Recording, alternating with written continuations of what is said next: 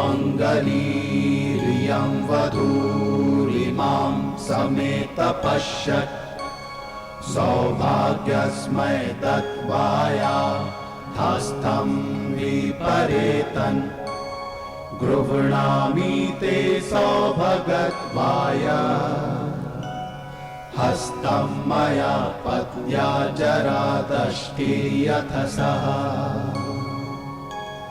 भर्गो अर्यमा सविता पुरन्धिर्मयम् त्वा दुर्गार्हपत्याय देवः।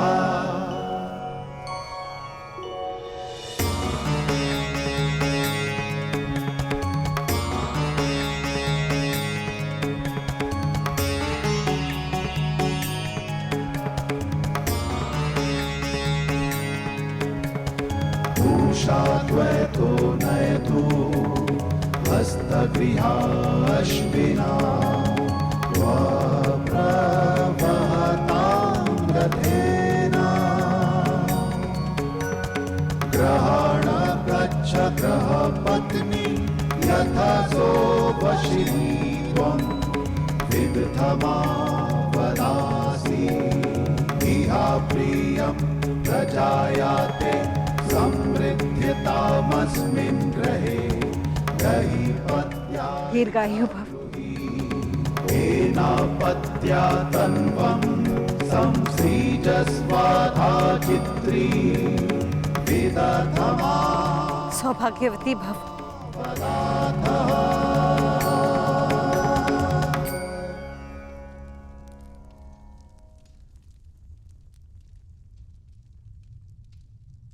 आयुष्मान भव। अपने जीवन का प्रयोजन सिद्ध करो। मैं आपसे पहली बार मिला हूं वासुदेव, परंतु न जाने क्यों ऐसा लगता है कि आपकी कृपा सदा रही है। हम अपने जीवन की यात्रा का प्रारंभ करने के लिए प्रस्तुत हैं वासुदेव। आशीर्वाद दीजिए और विदा भी। सहयात्री आशीष नहीं देता, साथ देता है पार। यात्रा तुम्हारी नहीं, हमारी प्रारंभ होने वाली है। मैं आपका तात्पर्य समझा नहीं वासुदेव। अग्नि वायु से विदा नहीं लेती, चूंकि दोनों का संगम ताप उत्पन्न करता है। जल धारा से विदा नहीं लेता, क्योंकि उसे पुनः धारा से मिलना होता है। जिन्हें बार बार मिलना है वो विदा नहीं लेते। अर्थात मुझसे विदा ना लो पार, अगले मिलन की तैयारी करो।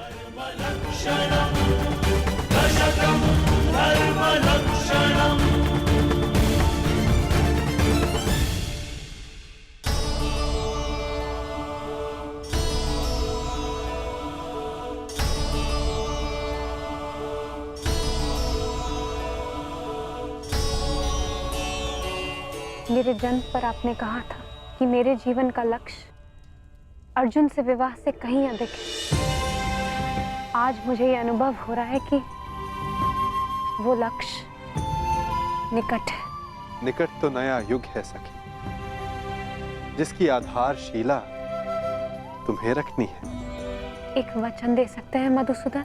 बिना जाने वचन कैसे दे सकता हूँ? क्योंकि आप जानते हैं कि मुझे क्या चाहिए।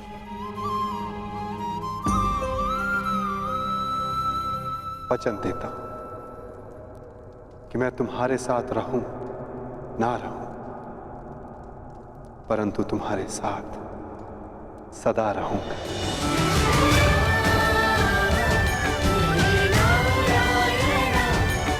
आपका साथ मुझे जीवन की यात्रा पूर्ण करने का साहस देता रहेगा सखा।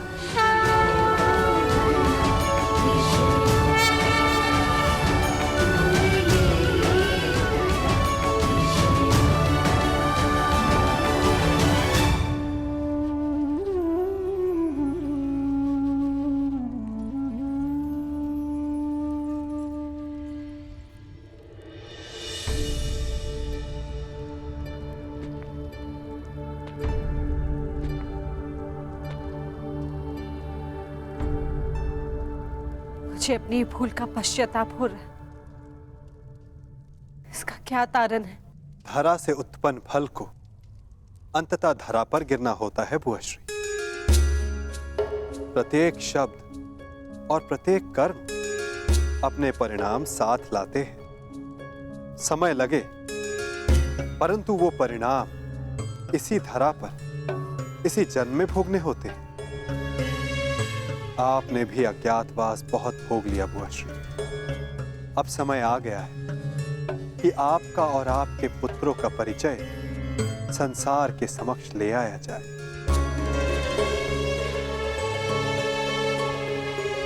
आप चाहते हैं कि हम हस्तिनापुर लौट जाएं? नहीं, हस्तिनापुर चाहता है कि वहां धर्म स्थापना हो। हस्तिनापुर आप सबको पुकार रहा है वो, और धर्म रथ के 5 चक्र आपके पास है। हस्तिनापुर लौटने का समय हो गया है बुआश्री।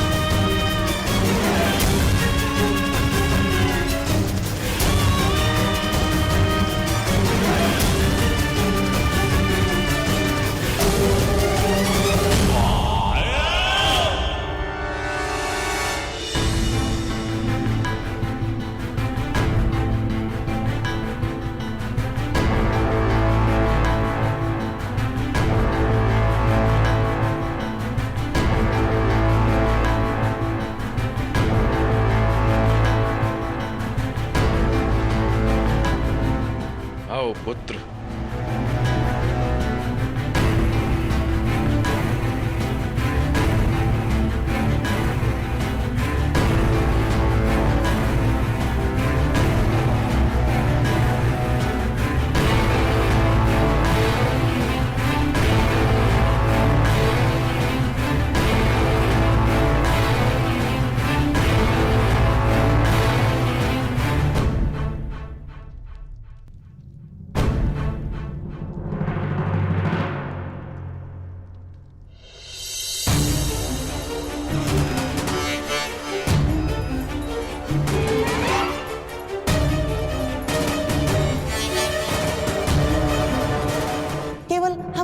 जानते कि पांडव अभी जीवित हैं, और यदि दुर्योधन को सम्राट बनते देखना चाहते तो यह सब किसी को ज्ञात नहीं होना चाहिए।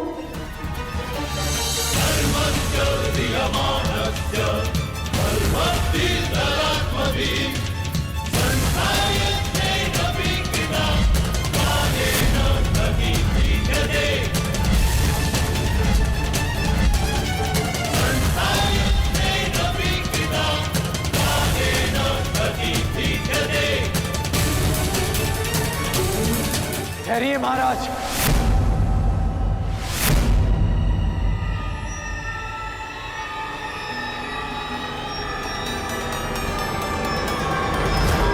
ये राज्याभिषेक नहीं हो सकता।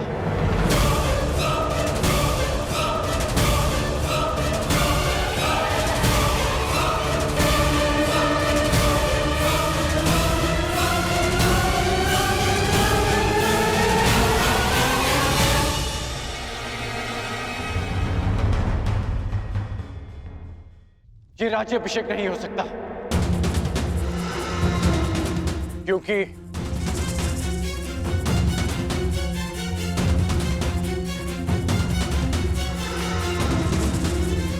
कुमार युधिष्ठिर अभी जीवित हैं।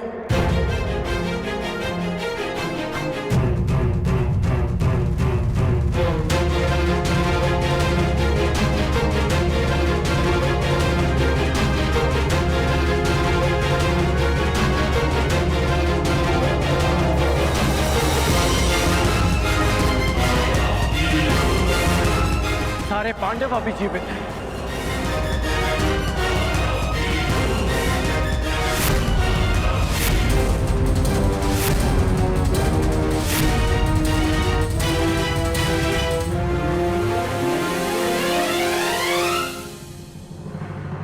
बस कर्ण, ये क्या कह रहे हो तुम? हाँ मित्र, पांडव जीवित हैं।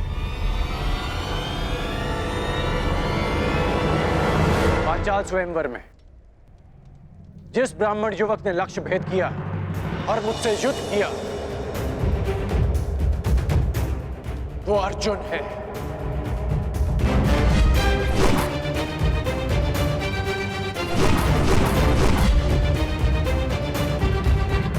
और जिस ब्राह्मण ने वृक्ष उखाड़कर तुमसे युद्ध किया, वो भीम।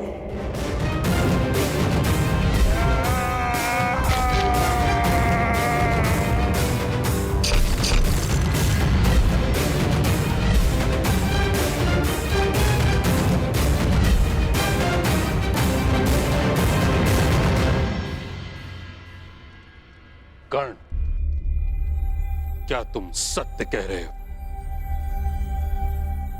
जी, मैं सत्य कह रहा हूं। यदि पांडव जीवित है तो दुर्योधन का राज्य अभिषेक न्याय अनुचित है।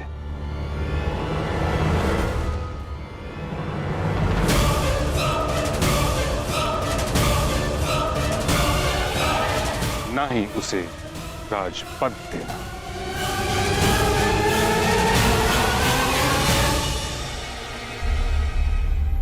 कैसी बातें कर रहे हैं महामहिम? पांडव जीवित हैं, ये केवल अंगराज का अनुमान है, अनुमान। कोई साक्ष्य नहीं है उनके पास। साक्ष्य कर्ण के शब्द हैं। कर्ण हठी हो सकता है, परंतु असत्य भाषी नहीं। कब से? महामहिम, राजनीति में विश्वास से काम नहीं होता ना। राजनीति में केवल साक्ष्य से काम होता है। महाराज, यदि अंगराज के पास पांडव जीवित होने का कोई साक्ष्य नहीं, तो युवराज दुर्योधन का सम्राट बनाने में भी कोई बाधा नहीं। महाराज, मेरा आपसे निवेदन है कि आप उन्हें मुकुट पहना दें। क्या तुम्हारे पास कोई साक्ष्य है अंगराज?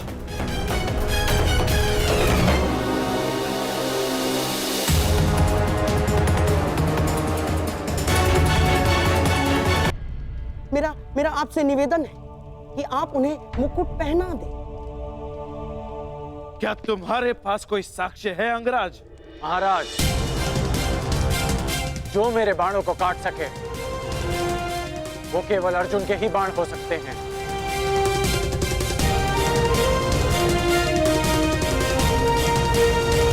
और जो मित्र दुर्योधन को ललकार सके वो केवल भीम ही हो सकता है। ये भी केवल तुम्हारा अनुमान है कर्ण। मैं साक्ष्य की बात कर रहा हूं। कभी कभी अनुमान भी सत्य सिद्ध होते हैं महाराज। मेरा प्रश्न ये है विदुर, यदि पांडव जीवित हैं तो वो अभी तक हस्तिनापुर क्यों नहीं आए? इतने समय तक छिपे क्यों रहे? क्या कोई उत्तर है तुम्हारे पास?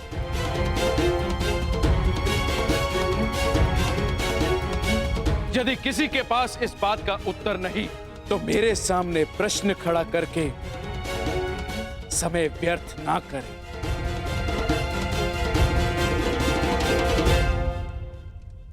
तो मेरा निर्णय है कि दुर्योधन का राज्य अभिषेक होगा।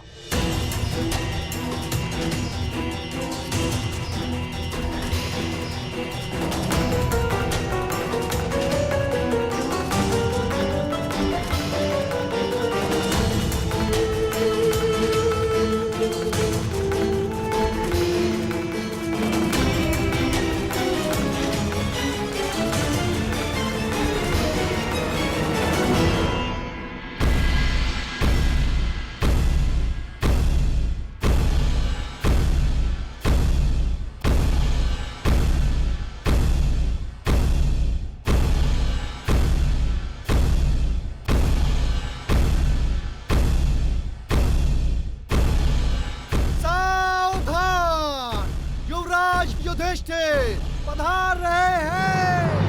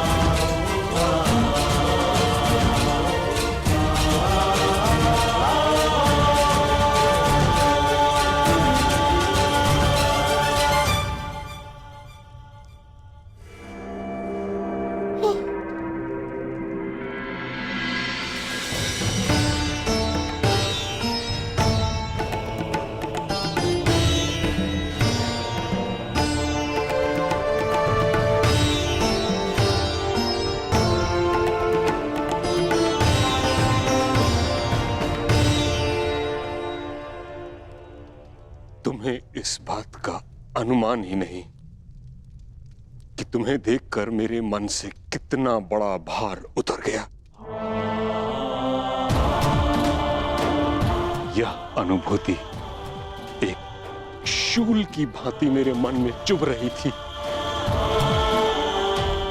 कि जिन प्रिय पांडु पुत्रों को मैं अपने उत्तरदायित्व पर हस्तिनापुर लाया था, उनकी रक्षा नहीं कर पाया।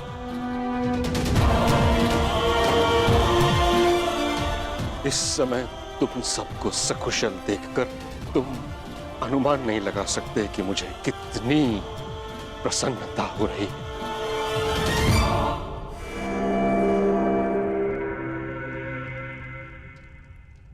आपको प्रसन्न देख हमें भी प्रसन्नता हुई पितामह। हस्तिनापुर में स्वागत है युवराज।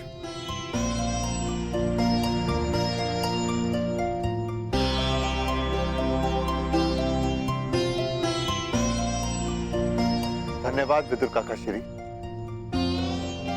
आप हमारे साथ नहीं थे, परंतु आपकी मंगल कामना सदैव हमारे साथ थी।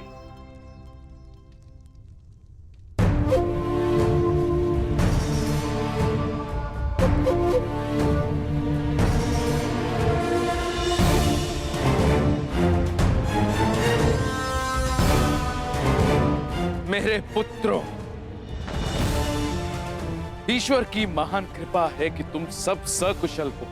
अब मैं मृत्यु उपरांत अपने भ्राता पांडु को अपना मुख दिखा सकूंगा।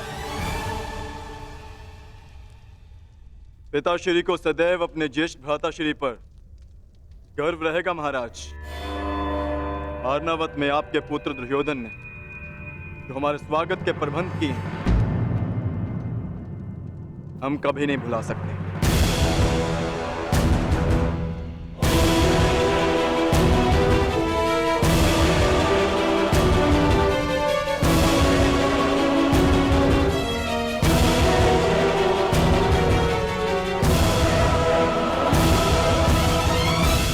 पुत्र युधिष्ठिर, एक प्रश्न मेरे मन को व्यथित कर रहा है। तुम सब जब वर्णावत की दुर्घटना में सुरक्षित थे तो हस्तिनापुर क्यों नहीं चले आए?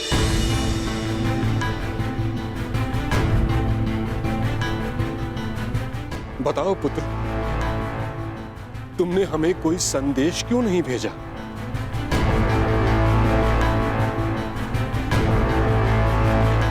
युधिष्ठिर, इतना मैं जानता हूं कि भयभीत तुम किसी से हो नहीं और असत्य तुम कहोगे नहीं।